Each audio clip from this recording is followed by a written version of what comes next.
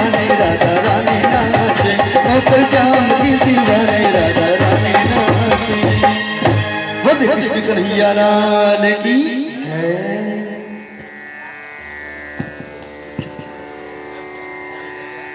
जब ये गाएगा तब ना क्या, ठीक है, भागो मत।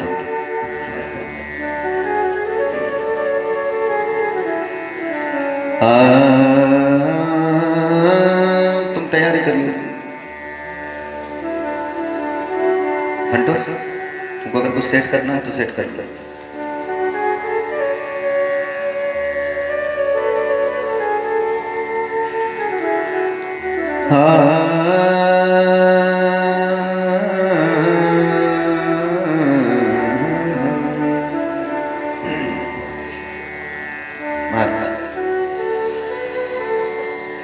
एक बार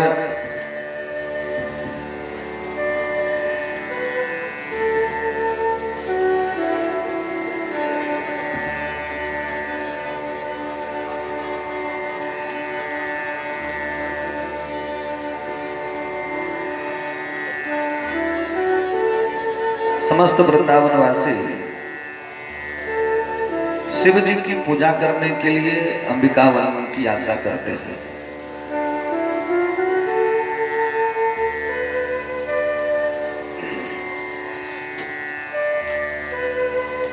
वहां बड़ा सुंदर सा शिव जी का मंदिर है।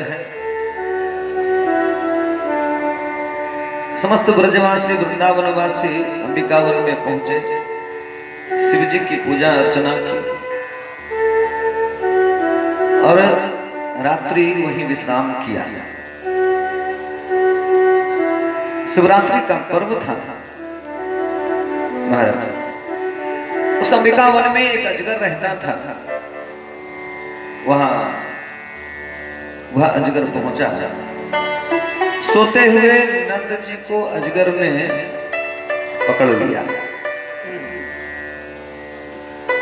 वह अजगर नंद बाबा को निगलता जा रहा था।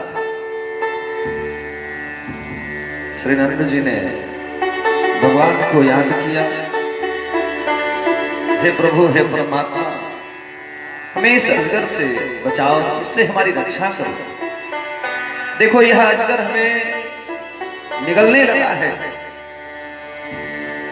महाराज उस अजगर से प्रार्थना करता है। नंद जी उस अजगर से प्रार्थना करते हैं, हे अजगर, आप मुझे छोड़ दें, आप मुझे मुक्त कर दें। प्रार्थना करने पर भी अजगर ने नहीं छोड़ा। महाराज तब अपने पुत्र भगवान श्री कृष्ण को नंद जी ने आवाज लगाई, हे पुत्र, हे कृष्ण कहाँ है, हे बलराम कहाँ है। उस समय भगवान श्री कृष्ण वहां पहुंचे। भगवान श्री कृष्ण ने अपने चरणों का स्पर्श उस अजगर को किया और वह अजगर एक विद्याधर के रूप में परिवर्तित हो गया। वह अजगर एक विद्याधर के रूप में बदला। सबने पूछा कि आप विद्याधर होकर के अब ये अजगर कैसे बन गए। तब उस विद्याधर ने कहा, पिछले जन्म में मेरा नाम सुदर्शन था। सुदर्शन नाम का मैं विद्याधर था। मुझ में सौंदर्य और लक्ष्मी दोनों था। विमान पर चढ़कर सभी दिशाओं में चक्कर लगाता रहता था। एक बार अंगिरा गोत्र के ऋषियों को देख करके, जो बड़े ही कुरूप थे, मैंने उन्हें देख करके हंस दिया। उन्होंने मुझे अजगर होने का श्राप दे दिया। मैंने उनसे प्रार्थना की, क्षमा मांगी, प्रभु इस योनि से हमें मुक्ति कब मिलेगी। तब अंगिरा गोत्री ब्राह्मणों ने हमसे कहा, भगवान श्री कृष्ण के चरणों का स्पर्श पाकर फिर तुम पुनः विद्याधर स्वरूप को प्राप्त करोगे। महाराज बड़ा ही सुंदर होली का उत्सव चल रहा था। गांव में टाइम होली करती थी। कौशल होली के लिए उठा था।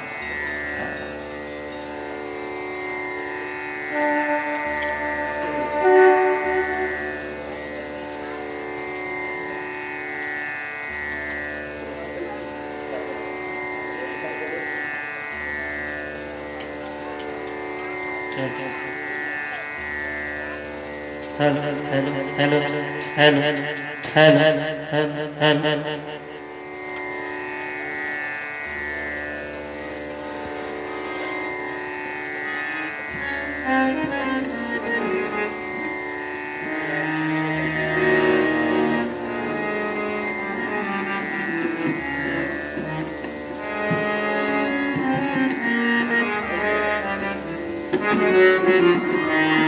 अरे आज ब्रज में होली है रे रसिया, किसी को याद नहीं?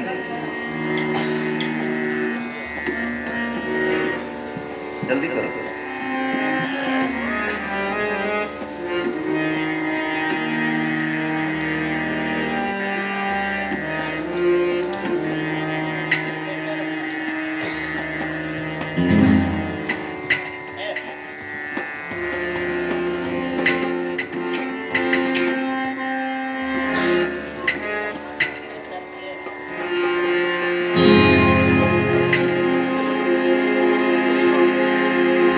श्री राधे श्री राधे।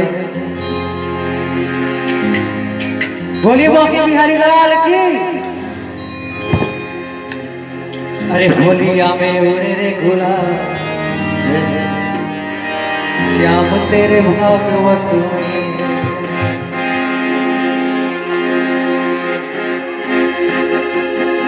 श्याम तेरे भागवत में,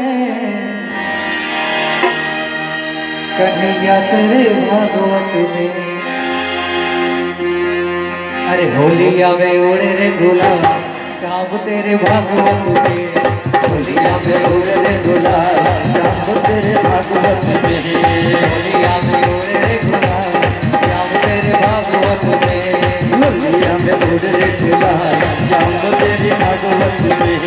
श्याम तेरे भागवत में, करुणा तेरे भागवत में। श्याम तेरे भागवत में, करुणा तेरे भागवत में। होलिया में उड़े रे गुलाल, श्याम तेरे भागवत में।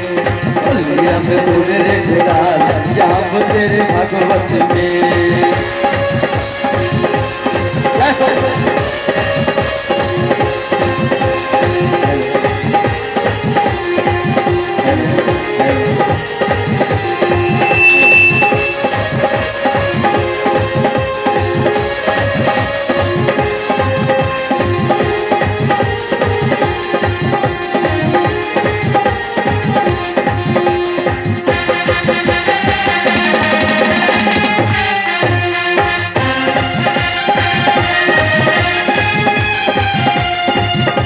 अबीर गुलाल उड़ाए, अबीर गुलाल उड़ाए। होठा को सब रंग लगाए, काना को सब रंग लगाए। अबीर गुलाल उड़ाए, अबीर गुलाल लगाए। कान्हा को सब रंग लगाए, कान्हा को सब रंग लगाए। काले को कर दिया लाल, काले को कर दिया लाल, थोड़ा तेरे भागवत में। आनंद कर दिया लाल, थोड़ा तेरे भागवत में। काले को कर दिया लाल, थोड़ा तेरे भागवत में। आनंद कर दिया लाल, थोड़ा तेरे भागवत में। होलिया में उड़े रे गुलाल, श्याम तेरे भागवत में। होलिया में उड़े रे गुलाल, श्याम तेरे भागवत में।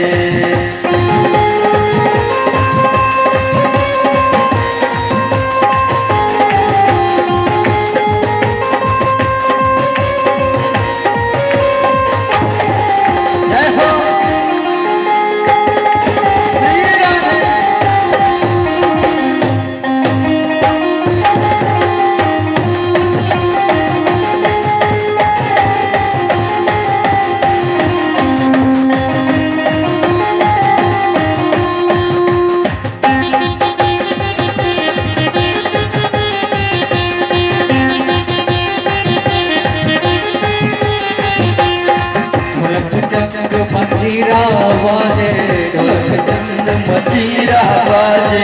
ढोलक चंद मजीरा बाजे, ढोलक चंद मजीरा बाजे। भक्तों की टोली भी नाचे, भक्तों की टोली भी नाचे।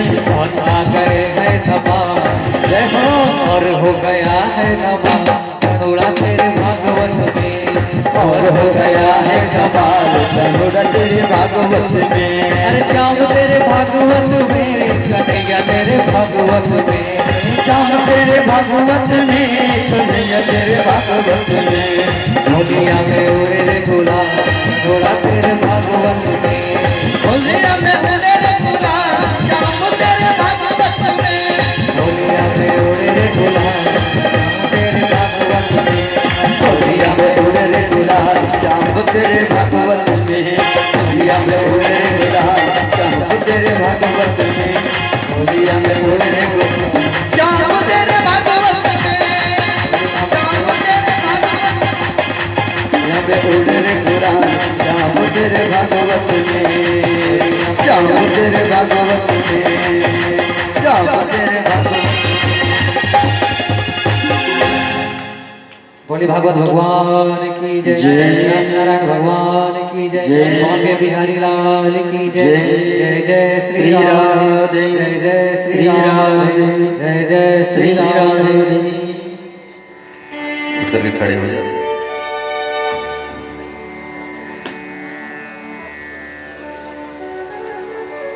आप सबसे हम कथा के बीच कहा करते थे, मेरे कई शिष्य हैं जो कथा कर रहे हैं, मेरे कई बच्चे हैं जो कथा कर रहे हैं, जिसमें कई लड़कियां कई लड़के,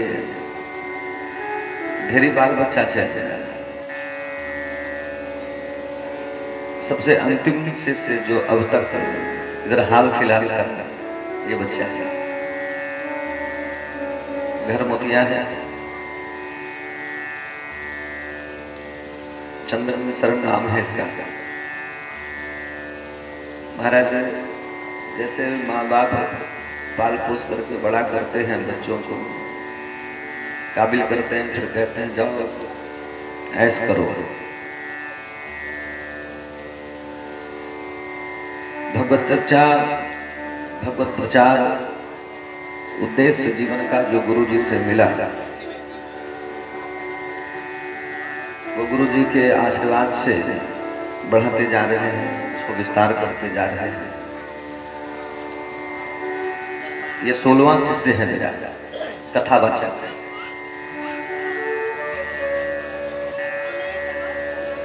महाराज हम आज के युग के हिसाब से नहीं है, बैठ जाइए।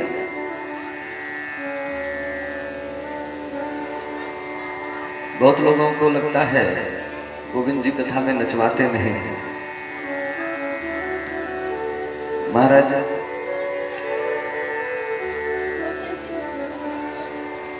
जिसका बाल बच्चा नाचने वाला और नचाने वाला हो गया है, वो बूढ़ा बाप क्या नचाएगा और क्या नाचेगा, उसको मर्यादा में बंध जाना पड़ता है।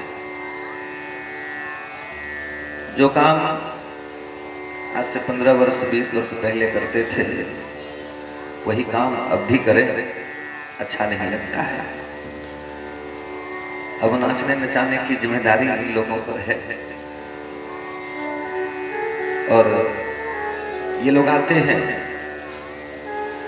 और बैठकर कुछ नई बात, कुछ नई कथा जो ये लोग नहीं सीख पाए, जो नहीं सुन पाए, कि लोगों को मालूम है कि गुरु जी कुछ ना कुछ नई बात हर बार करेंगे। ये आया इसलिए आज ये होली का प्रसंग बीच में घुसाया। हर बच्चों के मन में होता है कि जब कोई गुरु के पास जाता है तो उसे लगता है कि कुछ सीखा जाए। महाराज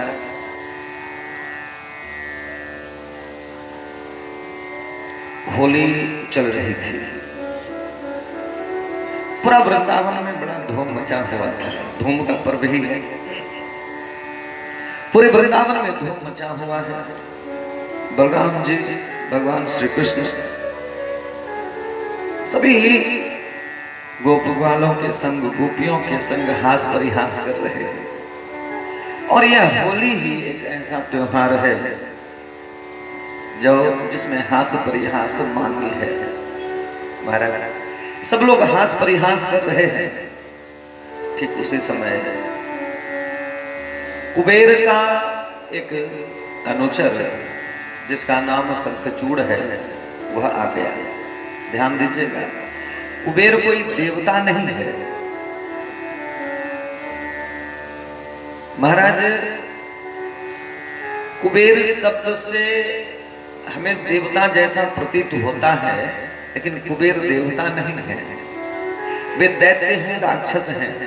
अपने सत्कर्मों के बल पर उन्होंने देवत्व पा लिया है। अपने कर्मों के बल पर उन्होंने देवत्व पाया है। और उनके जो अनुचर हैं वे अनुचर भी दैत्य ही हैं।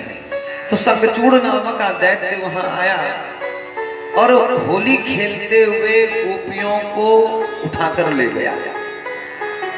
महाराज, गोपियां चिल्लाने लगी हैं, भगवान श्री कृष्ण को पुकारने लगी हैं, हे गोविंद रक्षा करो, हे गोविंद रक्षा करो। बलराम जी की दृष्टि पड़ती है। बलराम जी ने एक साल का वृक्ष देखा, साल के वृक्ष को जड़ से उखाड़ा और उस दैत्य के पीछे भागे। भगवान श्री कृष्ण उस दैत्य के पास पहुंचे हैं और फिर अपने एक मुष्टिका का प्रहार भगवान ने शंखचूड़ पर किया। पीछे से बलराम जी ने साल के वृक्ष से भी धक्का लगाया। दोनों भाइयों ने मिलकर शंखचूड़ का उद्धार किया है महाराज। इसके बाद भगवान ने अरिष्टासुर नामक दैत्य का उद्धार किया है।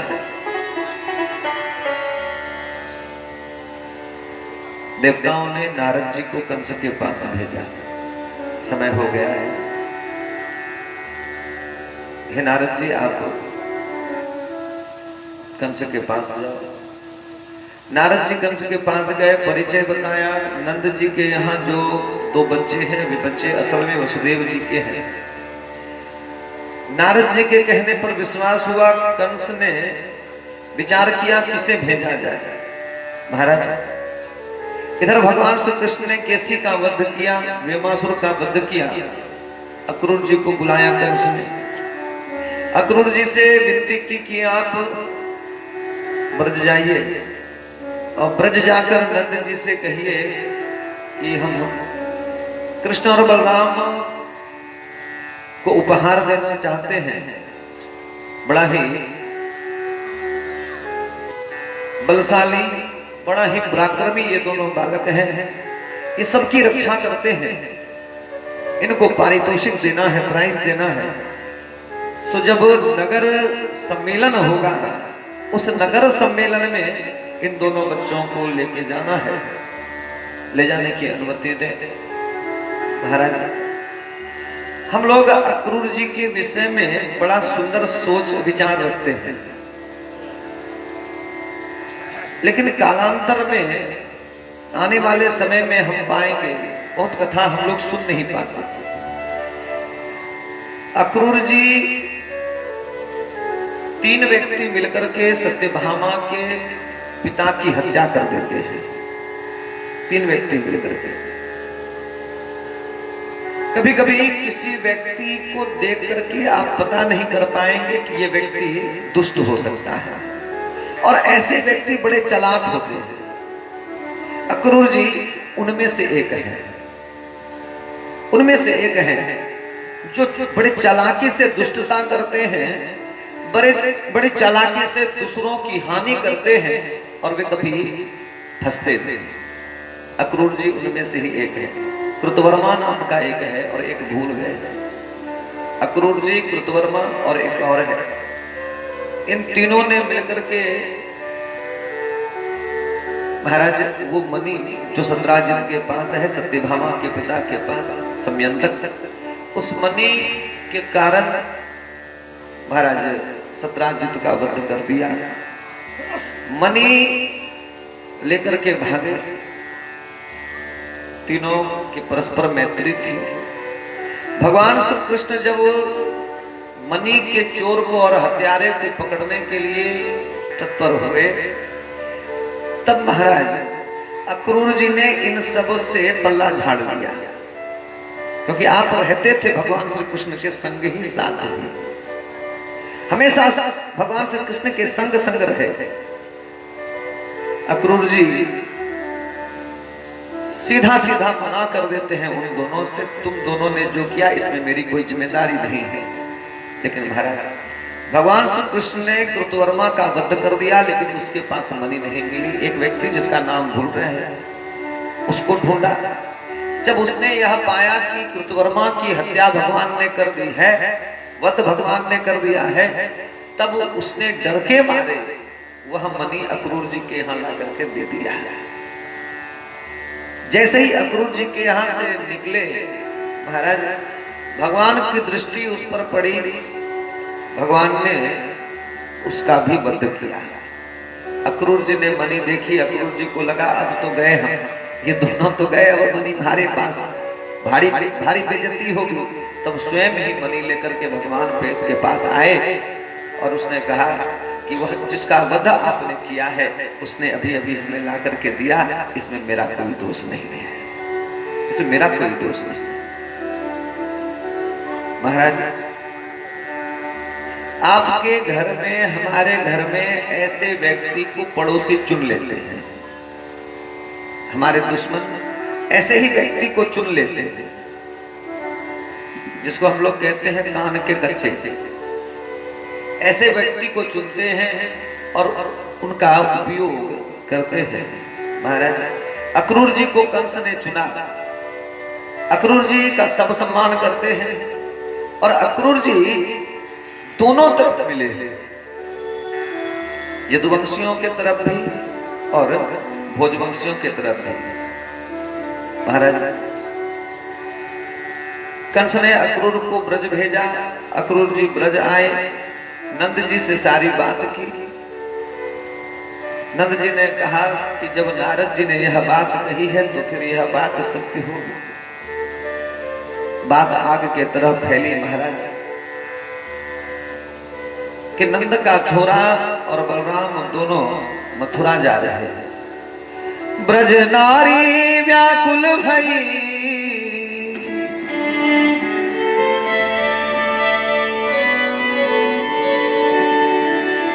ब्रज नारी व्याकुल भई, उमड़ा प्रेम अपार, मथुरा जाते प्राणपति, कैसे हो निर्वाण, अरे कैसे हो निर्वाण, कैसे हो निर्वाण, कैसे हो निर्वाण। उठा पसंद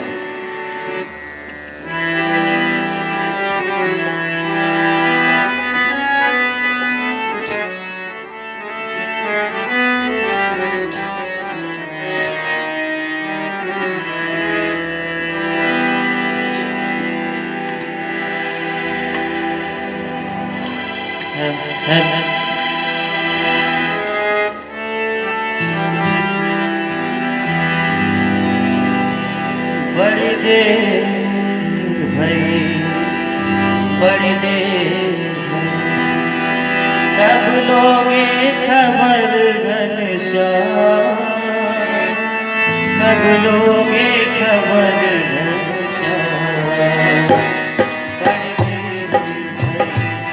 बड़ी देर भई, कब लोगे खबर घनश्याम, कब लोगे खबर घनश्याम।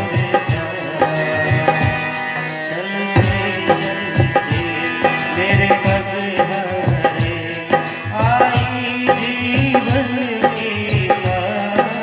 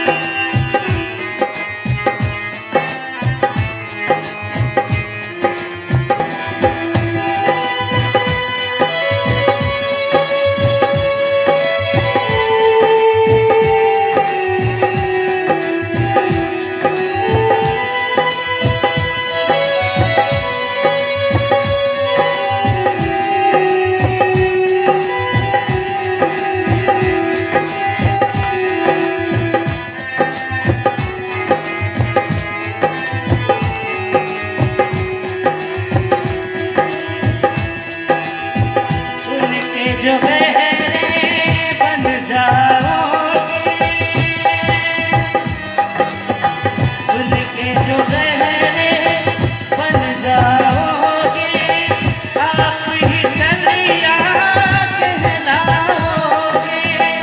सुन के जो बहरे बन जाओगे, आप ही चलिया कहलाओगे। मेरी बात बने न बने, हो जाओगे तुम बदनाम, हो जाओगे तुम बदनाम।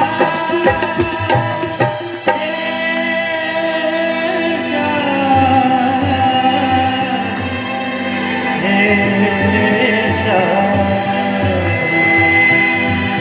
बड़ी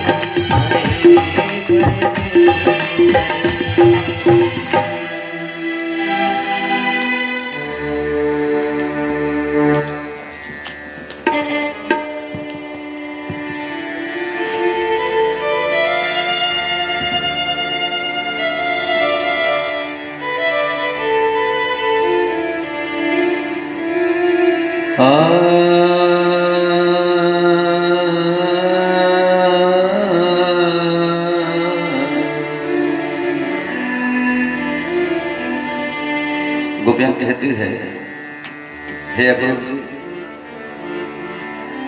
हमने आपका क्या बिगाड़ा है जो हमारे प्राणनाथ को लेकर जा रहे हो। हे अक्रूर जी, तुम्हारा स्वभाव नाम के विपरीत है। किसने तुम्हारा नाम अक्रूर रखा?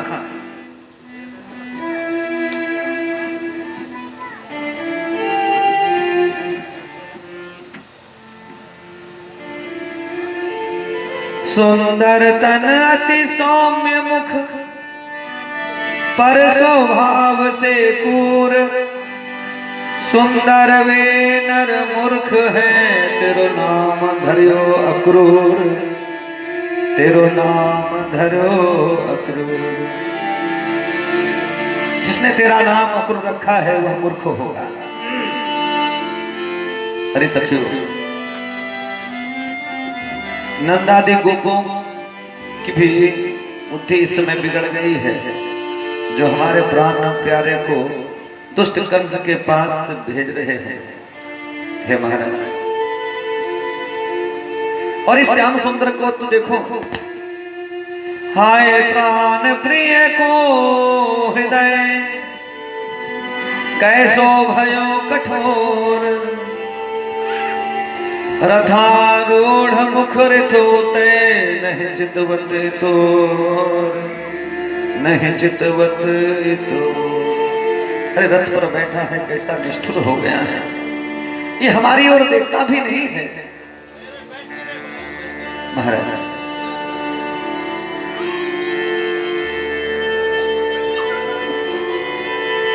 गोपियां विलाप करती हैं। महाराज, गोपियों को चैन कहां? अक्रूर जी रथ लेकर चल पड़े आगे।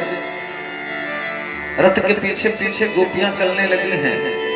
रो रो कर ऊंची आवाज में गोपियां कहने लगी हैं, एक एक पल बना युगों सा, एक एक पल बना युगों का, दारुण पीड़ा का गार। आंखों में छाई वर्षा ऋतु, अबिरल बहे अश्रु जलधार। हुआ व्यथा में हृदय कर उठे प्राण करुण स्वर हाहाकार। प्रियतम विरह विषय से सोना हुआ सहज सारा संसार।